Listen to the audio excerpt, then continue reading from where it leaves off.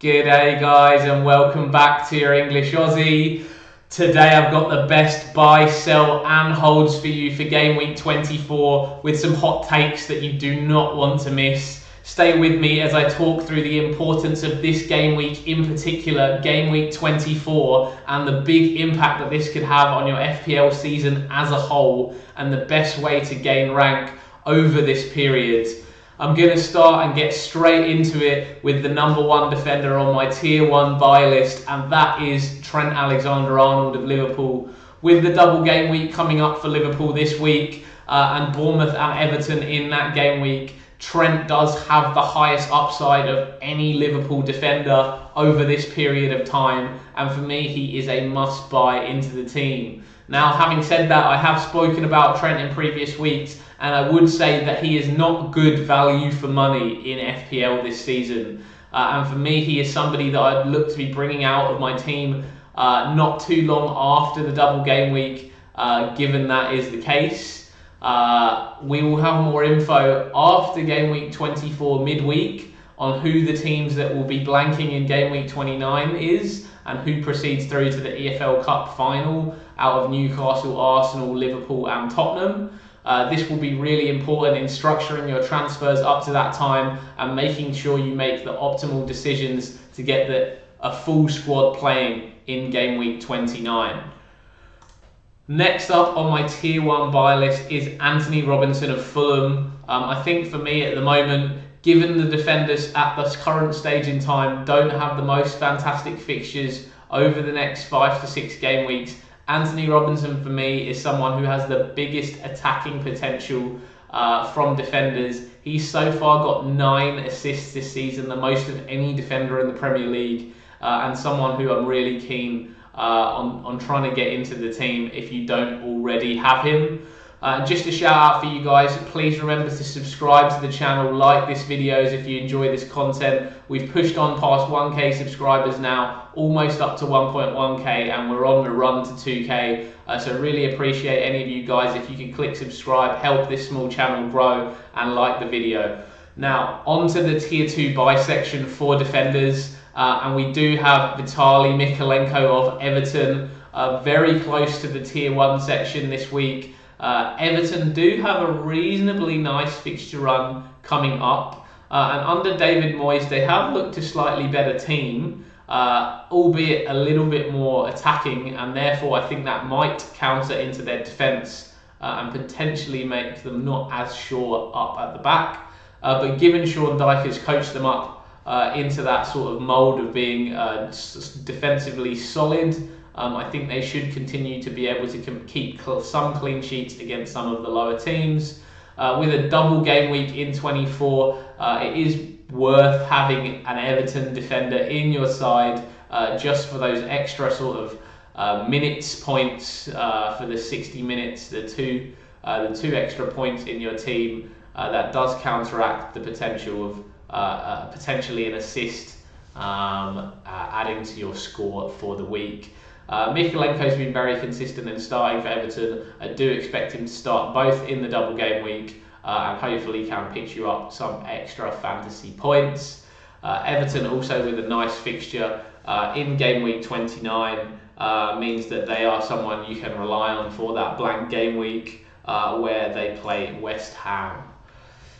Next on the tier 2 buy list is Gabriel of Arsenal. Arsenal do have some nice fixtures from a defensive standpoint coming up after game week 24, where they have Man City, they have Leicester, West Ham, Forest, Man United, then Chelsea, and then Fulham, Everton, Brentford, Ipswich, Palace, all the way up to game week 34. I think Gabriel could be a hold, a set and forget over that period of time, especially if Arsenal go out to Newcastle in that EFL Cup semi-final. They won't be blanking all the way through until game week 34 at the earliest. That rounds out the tier 2 buy section, and moving into the sell section, we do have Pedro Porro of Spurs. Spurs obviously have been in terrible form defensively, conceding goals to all teams. Recent loss of 2-1 to Leicester. Ange Postecoglou, unfortunately, being the Aussie, is under a lot of pressure at the moment. And Pedro Porro is just someone where that 5.4 million can be so much better spent elsewhere, and someone who I would suggest to sell. Next up on the sell list is Rico Lewis and Josko Gvardiol of Manchester City. Despite Manchester City's resurgence, it's mostly been from an attacking perspective, and we did do the sort of tactical analysis deep dive on Manchester City last week. If you haven't seen that, I will leave a link to it up above in this video, and you can check this out. I will be trying to do a sort of podcast series where we talk through tactically what's been happening from each of the Premier League teams this season, just to give you a sort of different view to what you're getting out there from the sort of statistical analysis that's been given, so you can understand football from more of a complex view. What I would say about Josko Gvardiol is previously he had been playing in that left back role, where City had been playing 4 at the back, with Rico Lewis potentially at right back, who'd been inverting into the defensive midfield role.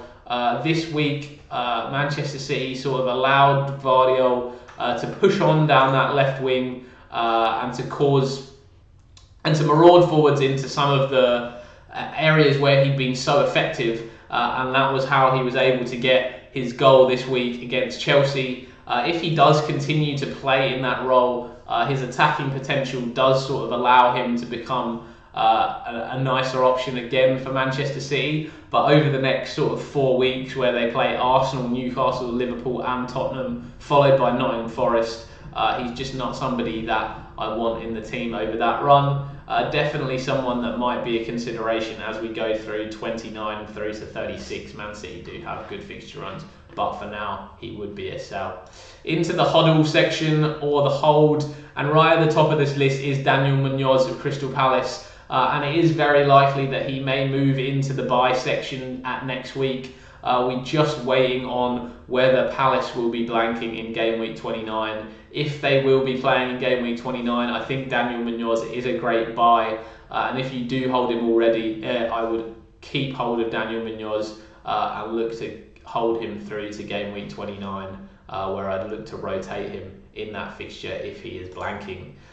Next up on the list is Kirkez, another one who may become an option from game week 25 onwards, where Bournemouth play Southampton, Wolves and Brighton in that sort of 3 game week period.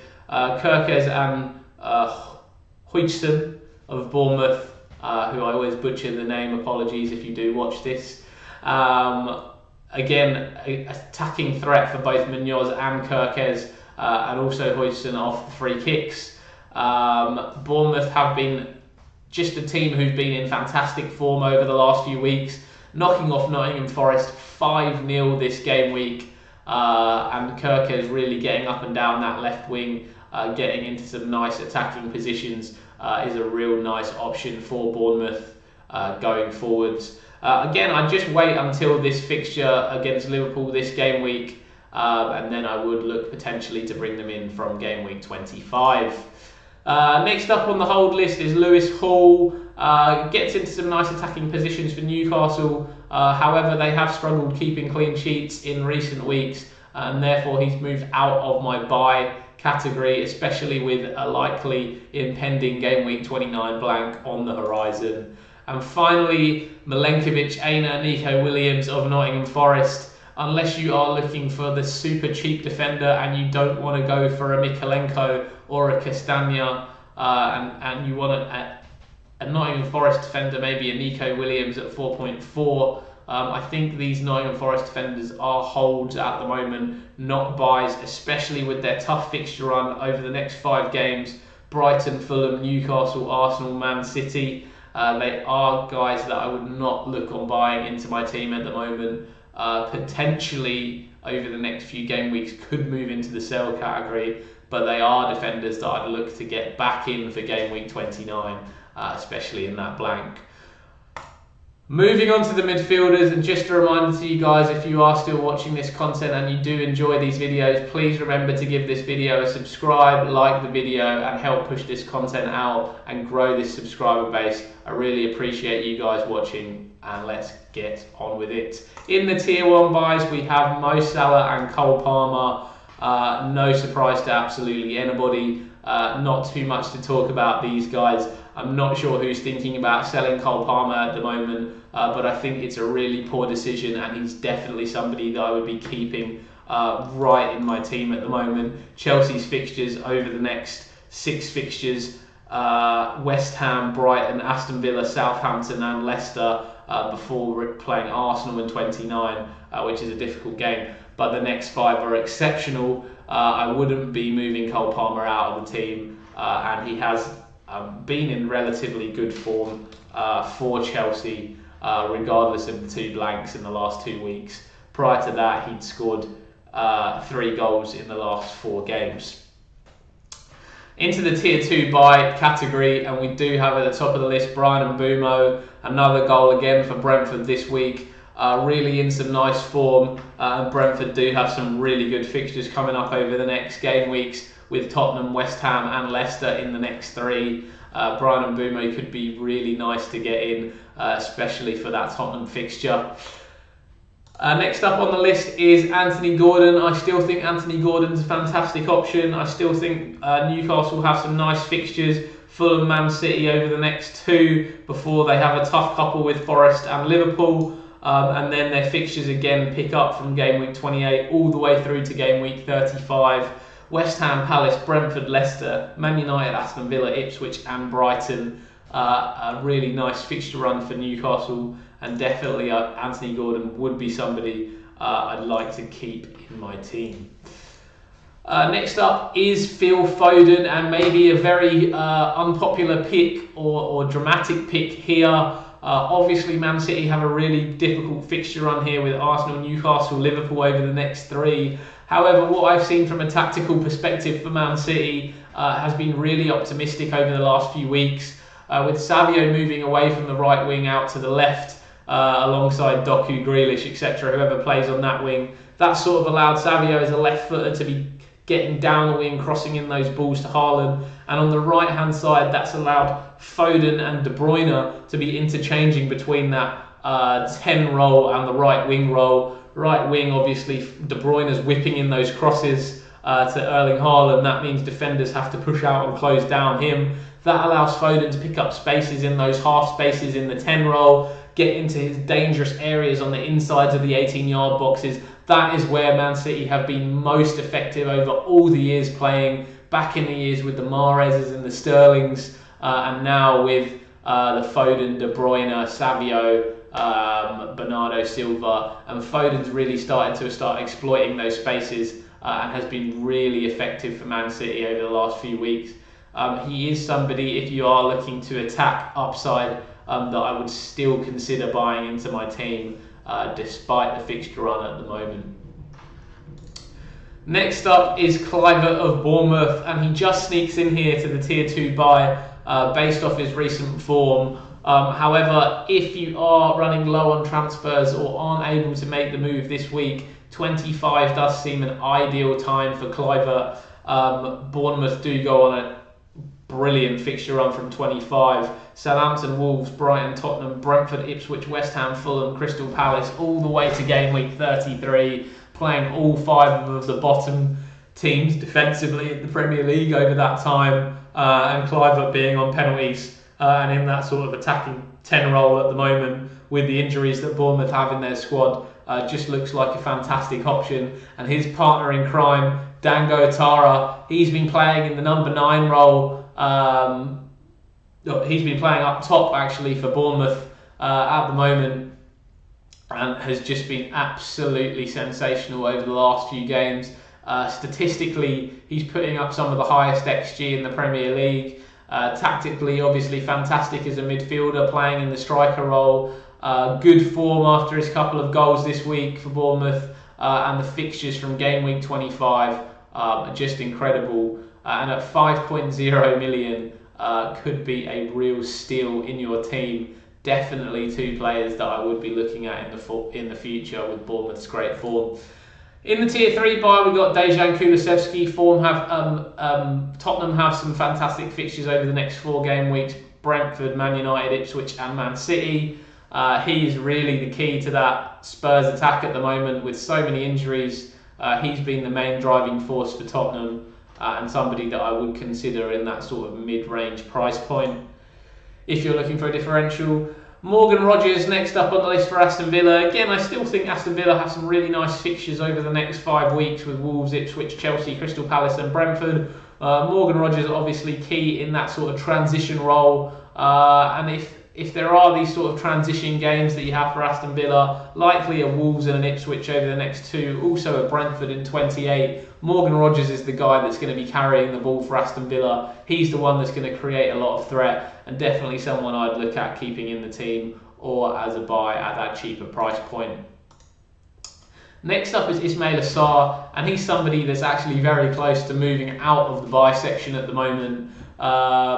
What I'm seeing from Crystal Palace at the moment, and Ismail Assar is still sort of playing a key role for Palace. However, I would say that he is likely to potentially have some minutes reductions over the next few weeks, potentially with Eddie Nketiah getting a few minutes, or Esse also rotating into that role for Crystal Palace. Not been playing the best, I think, over the last couple of weeks of Palace. Hasn't been as dynamic in his running as he has been in previous weeks. However, Palace are still looking like a team in reasonably good form, despite their 2-1 loss to Brentford this week. So he does remain in the Tier 3 buy section with Palace's reasonable fixture run over the next 5 games. However, I do think there are slightly nicer options now around that price point. Jacob Murphy for one, Newcastle with some nice fixtures. Jacob Murphy again, if you can't afford to go up to Anthony Gordon, a really nice cut price option to get into that Newcastle attack. He's got the minutes over Harvey Barnes at the moment, but again, just will have slightly less minutes than Anthony Gordon and slightly less key and pivotal part of that attack. However, I do think nice at that price point. Anthony Elanga, a more unusual pick that's on this list at the moment. He is crucial for that Nottingham Forest counter-attack. The way they really spring those balls out wide, push Anthony Elanga on, trying to make it through that team. Could be a really nice differential option in that Nottingham Forest attack, especially if you're looking to move out of a Chris Wood. He could be a way of maintaining your Nottingham Forest options at the moment. Fixture's not looking good for Nottingham Forest though, and I do think there are some nicer picks in that price range. And finally on the Tier 3 buyer list is Bruno Fernandes and Amad Diallo for Manchester United. United still do have some nice fixtures over the next 4 game weeks with Palace, Tottenham, Everton and Ipswich.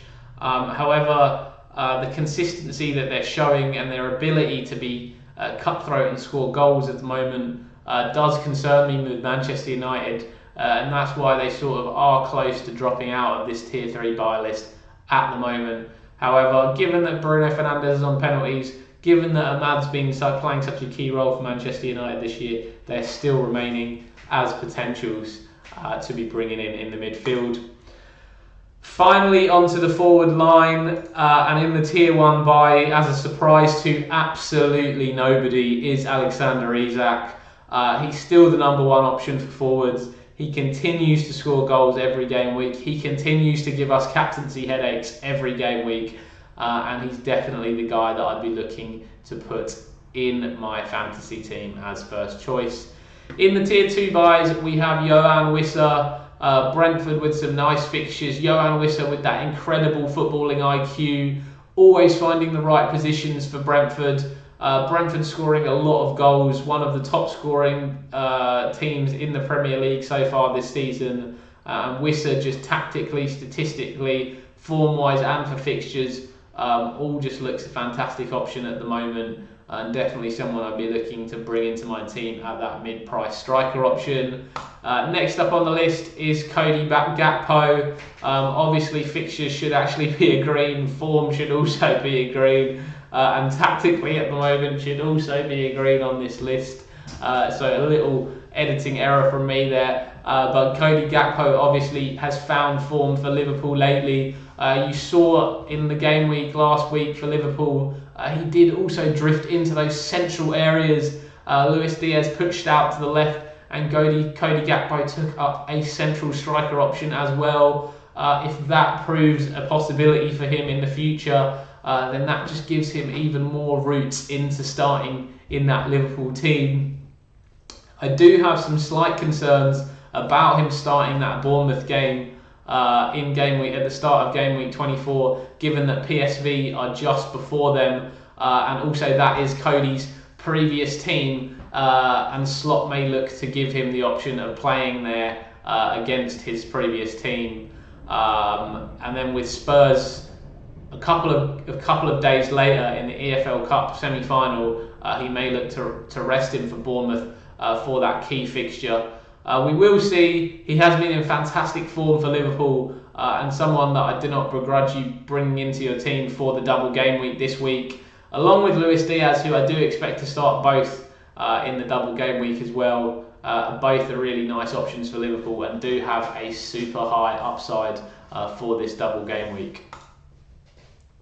Next up on the list is Ollie Watkins. He's been in some reasonable form for Villa lately. Has brought that number, that striker role, and locked it down again off John Duran.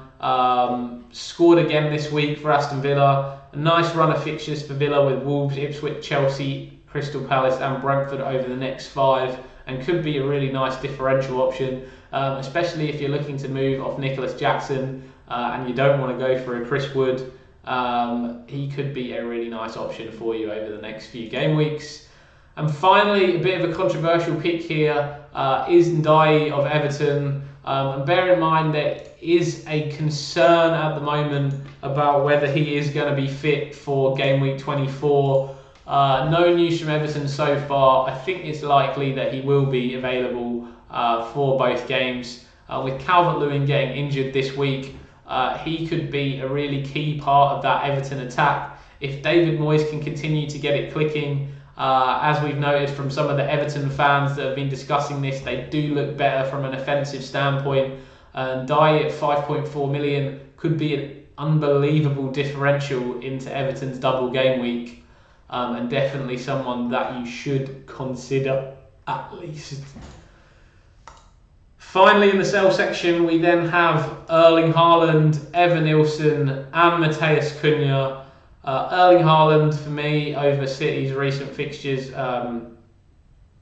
although they found this new sort of long ball up to him, I don't think he's fantastic in the build-up play, and I do prefer Phil Foden as an option in the midfield. Evan Nilsson, obviously with that injury at Bournemouth, remains out and remains a sell for me, and Matheus Cunha up front with Wolves' tricky fixtures over the next few weeks of Aston Villa, Liverpool and Bournemouth is still a sell. He is somebody that I might look to bring in from game week 29 against Southampton onwards, where Wolves' fixtures do start to turn, and definitely people that I would start looking at from that game week 29 onwards. In the hold section, we do have Nicholas Jackson. I think he's a hold unless that you are looking to move for one of these options in the buy list. I think Nicholas Jackson isn't a priority sell at this stage unless you're looking to go for one of these guys. I wouldn't force him out of your team. Chelsea do still have some nice fixtures over the next 5. However, he has moved out of the tier 2 buy section with the difficulties he's had with finishing at the moment. João Pedro still remains a hold again, unless you're looking at some of these guys in the buy section. He remains a hold for me and not an important sell. Raul Jimenez the same for Fulham, and Chris Wood also has moved into the hold section. Given Nottingham Forest's fixtures at the moment are difficult over the next few weeks, Brighton, Fulham, Newcastle, Arsenal and Man City, Chris Wood is just a hold for me, and if you can hold on to him till game week 29, Nottingham Forest's fixtures pick up again all the way to the end of the season, and you might be able to hold him all the way through. He's obviously been in fantastic form and has really been one of the GOATs of FPL this season, so he is somebody that I still expect to continue notching up the goals as we go, despite the difficult game weeks. That rounds out the outfield players, and guys, thank you so much for watching this far. If you are still watching, please remember to subscribe, smash that like button and help this channel grow. We're on the push to 2k subscribers at the moment. We've hit that 1k, almost at 1.1k, hoping to hit that this week. either in these videos or in the live stream that we will be doing on Saturday, where we will be doing team reviews for all of you guys. If you're interested, post your team IDs in the chat. We will get through everybody's team reviews and also go through any transfer questions that you have for your team. All right, so finally, guys, we do have the goalkeepers section. This is what a lot of you have been requesting recently. And top of that list is Alisson of Liverpool for the double game week. Liverpool have been the best defensive team in the Premier League, or one of the two best defensive teams in the Premier League, probably alongside Nottingham Forest this season. And Alisson could be a set and forget in your side for the season. There are not easy ways to predict clean sheets this season, and it might be worth just spending the extra money on that tier 1 goalkeeper. Also in that list is David Raya. I know Arsenal have been quite disappointing so far this season, but their fixtures do turn from game week 25, and they do have some nice fixtures all the way through to game week 35 really. So again, David Raya at the heart of that Arsenal defence could be quite nice. He has also managed to pick up some save points this season, so it is somebody that I would consider. Sells, obviously, of Nottingham Forest has been up there in probably the top 2 defences in the league so far this season, alongside Liverpool. 5.0 million, a little bit cheaper. However, bear in mind that Nottingham Forest's fixtures over the next sort of 5 game weeks are not that nice. But from game week 29 on to the end of the season, he's someone that you can just hold all the way through. So could, again, be a nice set and forget in your team. And finally on this list is Jordan Pickford of Everton in game week 24 with the double game week, and with some nice fixtures from Everton over the next 5, and a nice fixture for them in that all-important game week 29 blank game week where they play where they play West Ham. Could be a really nice differential pick, especially in with that double game week for 24.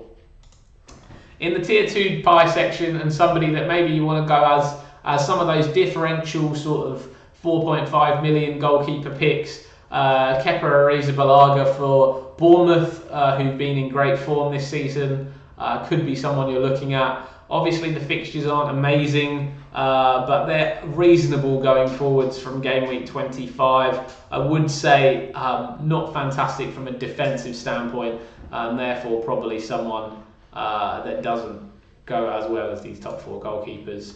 And finally, in the tier 2 buy is Fabianski of West Ham, somebody that I definitely look to get in as a secondary goalkeeper if you have an Alisson, or if you have a Pope or a Dubravka, maybe even a Henderson or a Martinez, one of those goalkeepers that may be blanking in 29. I'd look to get Fabianski in there as that second goalkeeper. At 4.1 million, a really nice option. Also has a great fixture in game week 29 against Everton, and therefore you can rotate him in if you have perhaps an Alisson as a set and forget for the season. Fabianski can rotate in for that nice fixture.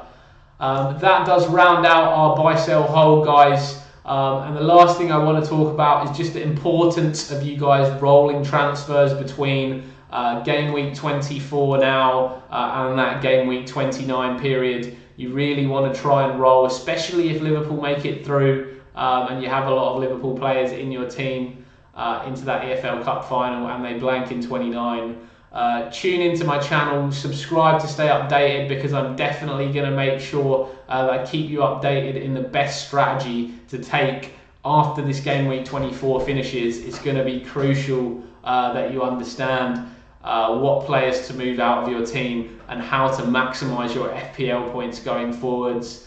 I personally think that if you haven't used your free hit, your wildcard 2, your assistant manager or your bench boost, game week 24 is the optimal time to be using your triple captain. Mine is active on Mo Salah at the moment. I would definitely avoid using your assistant managership in game week 24. There's so many reasons for this. I did go into it on my live stream last week. So again, check that out. I'll leave a link to it up above if you guys want to hear more detail on that. it really could hurt you later in the season and will come back to bite you in the butt. There are some really nice times that you can play that assistant manager chip later in the season that can get you far more points and boost your FPL rank. So please try holding out on that, guys, if you can. And please remember that if you do play your assistant manager chip, which I thought it was quite straightforward, but there has been some drama over this lately, that once you play it, if you want to make another transfer, it will cost you a free transfer, even in the first week you play it. It just works like a normal transfer would, guys. Once you bring them into your team, it costs a transfer to move them. Don't think that you can swap them around like you can on free hits or wildcards without it costing a free transfer. I think it was quite clear in the rules, but it seems like there's been some controversy on Twitter lately, so just wanted to make you guys make sure that you know that. Anyway, thank you so much, guys. Please remember to subscribe to the channel, smash that like button if you enjoyed this video. We're pushing on to 2K subscribers. Hope you all have a great week, and I'll see you later in this week for some more good videos and a live deadline stream. Have a great week, guys. This has been your English Aussie, and catch you later.